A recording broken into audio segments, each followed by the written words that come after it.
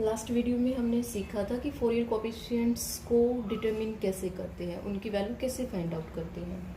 आज हम बात करेंगे अगर हमारे पास गिवन फंक्शन ऑड है तो फोरियर कोएफिशिएंट्स की वैल्यू क्या होगी। अगर फंक्शन ऑड है या इवन है तो फोरियर कोएफिशिएंट्स की वैल्यू क्या होगी, हम उसके बारे में बात करेंगे। सपोज पहले इवन फंक्शन हम ले लेते हैं।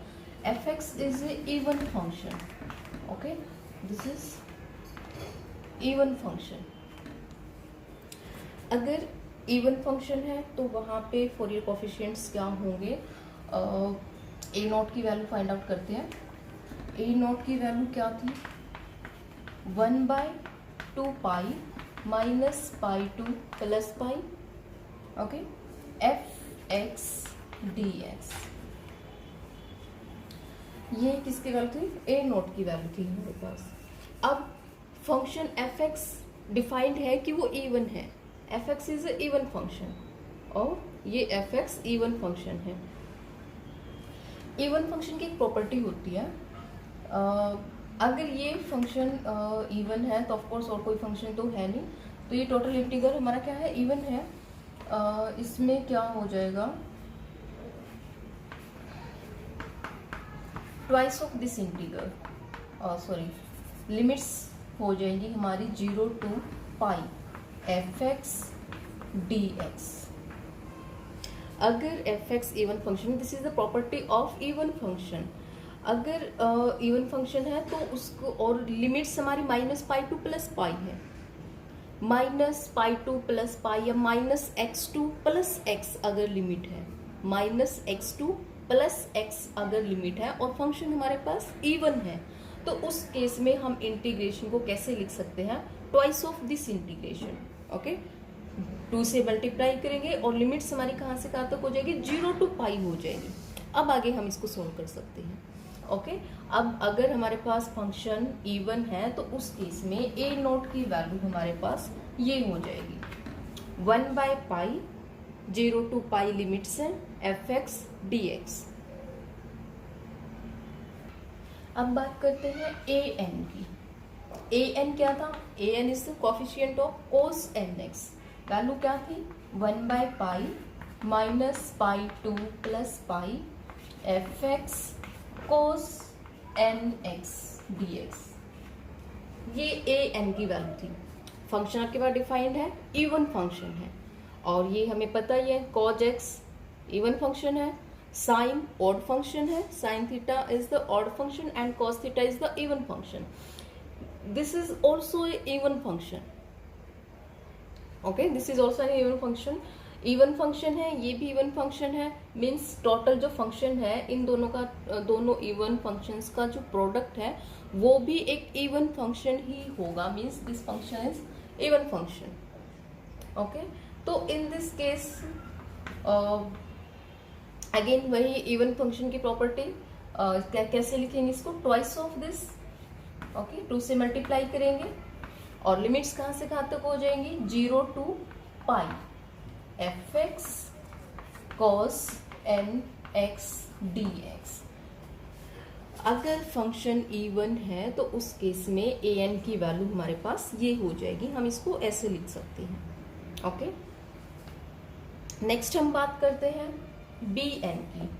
bn क्या हो जाएगा, bn क्या था, one by pi minus pi to plus pi limits है, f(x) साइन nx। bn किसका कोएफिशिएंट था, साइन nx का। Okay, this is bn। अब f(x) इवन फंक्शन है but sine nx is odd function. Sine theta हमेशा ही एक ऑड फंक्शन होता है। Sine is odd function, cos is even function. Odd function even function means product is odd function. Okay, so this function is odd function. Odd function क्या होता है, odd function में limits अगर -x2 plus x है तो उसकी value 0 होती है। This is also the function of A, sorry property of A odd function. Okay, so this integration will be 0। फिर से बता देती हूँ, जब फंक्शन हमारा ओड होता है, ओड फंक्शन, और लिमिट्स हमारी कहाँ से कहाँ तक होती है, -x2 + x या -π2 + π, इंटीग्रेशन 0 हो जाता है। अगर और ये इवन फंक्शन है हमारे पास और लिमिट्स -π2 + π है, -3 2 + 3, -x2 + x, x can have any value. Okay, in that case if this function is even, then हम उसको ऐसे लिख सकते हैं, अगर ये फंक्शन ओड है तो उसकी वैल्यू 0 हो जाएगी। अगर फंक्शन हमारे पास इवन है तो उसको हम उसके लिए अगर हम फोरियर सीरीज में उसको अगर एक्सपेंड करें तो वैल्यू क्या होगी हमारे पास, सिर्फ कोस जो कोफिशिएंट ऑफ कोस nx है, सिर्फ उनकी वैल्यू नॉन जीरो होगी। जो साइन nx के कोफिशिएंट्स हैं उनकी वैल्यू 0 हो जाएगी। ठीक है, तो वो जो सीरीज होगी वो सिर्फ कोसाइन की टर्म में होगी, कोसाइन की टर्म में, या इसको हम even series, cosine series for even function भी बोल सकते हैं। इवन फंक्शन है तो सीरीज हमारी कोसाइन ही होगी, साइन वाली सारी टर्म्स, क्योंकि bn की वैल्यू 0 आ गई थी, bn is the coefficient of sine nx, तो साइन वाली सारी टर्म 0 हो जाएंगी, बचेंगी सिर्फ कोज वाली। अच्छा, इवन फंक्शन होता क्या है, suppose fx is any function. अब x को हम -x रख देते हैं, x की वैल्यू -x कर देते हैं, और फिर भी अगर हमारा फंक्शन इसके इक्वल आ जाए, suppose x square is any function. अब x को हम रिप्लेस करते हैं -x से, f -x क्या हो जाएगा, -x², माइनस का स्क्वायर करेंगे ऑफ कोर्स प्लस हो जाएगा, क्या आएगा, x²। So fx is equal to f -x, so this is even function, this x² is even function, और सपोज फंक्शन इज दिस। अब इस केस में अगर हम x को -x से रिप्लेस करें तो ये फंक्शन हमारे माइनस में आ जाएगा, -x, और f -x is equal to -fx। fx हमारे पास ये था, ठीक है, और अगर जब x की वैल्यू हमने -x रखी तो ये -x हो गया, means f of -x is equal to -fx। So this is odd function. ऐसे ही cos थीटा sin थीटा में cos -theta, cos even function है तो ये किसके इक्वल होगा, cos थीटा के इक्वल। फंक्शन sin -थीटा क्या आ जाएगा, -sin theta. So this is odd function, this is even function. अब हम बात करते हैं, अगर हमारे पास गिवन फंक्शन ओड है, fx इज ओड, तब फोरियर कोफिशिएंट्स क्या होंगे, a0 की वैल्यू निकालते हैं। a0 क्या था, 1/2π -π2 + π fx dx, ये हमारे पास क्या था, a0 की वैल्यू थी। अब की बार फंक्शन हमारे पास क्या है, ऑड फंक्शन है। Okay, function is odd. Odd function की प्रॉपर्टी क्या होती है, -x2 + x की लिमिट अगर है तो उस केस में इंटीग्रेशन हमारा 0 हो जाता है ऑड फंक्शन का। सो this is 0, okay, because fx is odd, so this is 0। आप इसको कुछ एग्जाम्पल से निकाल के भी देख सकते हैं, ठीक है। फंक्शन को x³ x⁵ ये जैसे होंगी है ऑड फंक्शंस हैं, उनको आप इसमें रख के देख सकते हैं, इंटीग्रेशन 0 होगा। an की वैल्यू क्या हो जाएगी, an क्या था, 1/π -π2 + π fx। an किसका कोफिशिएंट था, cos nx का, cos nx dx। ओके, अब की बार fx हमारे पास ऑड फंक्शन है, cos nx इवन फंक्शन है, product of odd and even, this is the odd function. Okay, minus, okay, और ये इवन फंक्शन है, minus into plus minus, odd function into even function is equal to odd function. ठीक है, product of odd and even function is always an odd function. अब की बार ये odd function है तो इसका मतलब क्या हो जाएगा, इंटीग्रेशन 0. अब की बार an कोफिशिएंट हमारा 0 हो गया है जब fx odd है. bn की वैल्यू देख लेते हैं क्या होगी, one by pi minus pi to plus pi F X. B N किसका कोफिशिएंट है, साइन एन एक्स का, sine N X D x.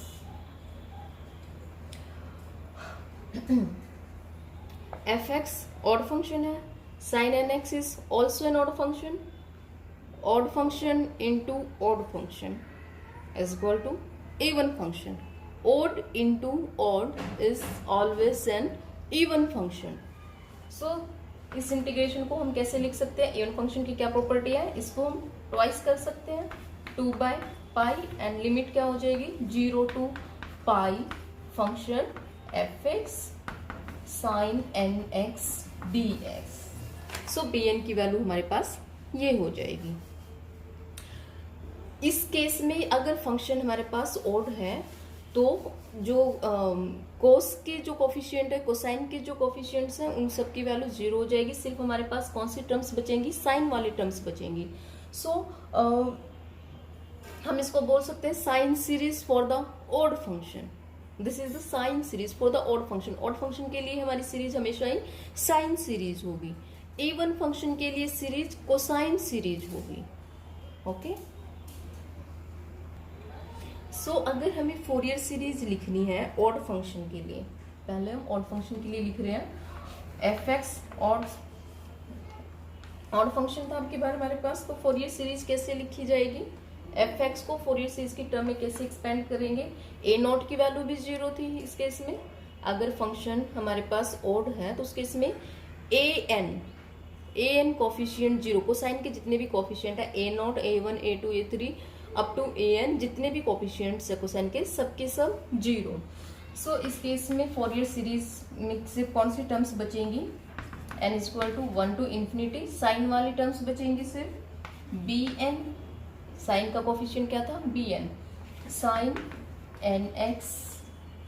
Okay, this is the Fourier series for the odd function, और आप इसे साइन सीरीज भी बोल सकते हैं. अगर फंक्शन हमारे पास इवन है, ये ऑड फंक्शन के लिए, ये इवन फंक्शन के लिए. अगर फंक्शन हमारे पास इवन है तो उस केस में हम सीरीज कैसे लिखेंगे, इसमें ए नॉट की वैल्यू भी नॉन जीरो थी, A naught plus N is equal to 1 to infinity A N cos n x. This is the series, Fourier series for the even function. This is the Fourier series for odd function.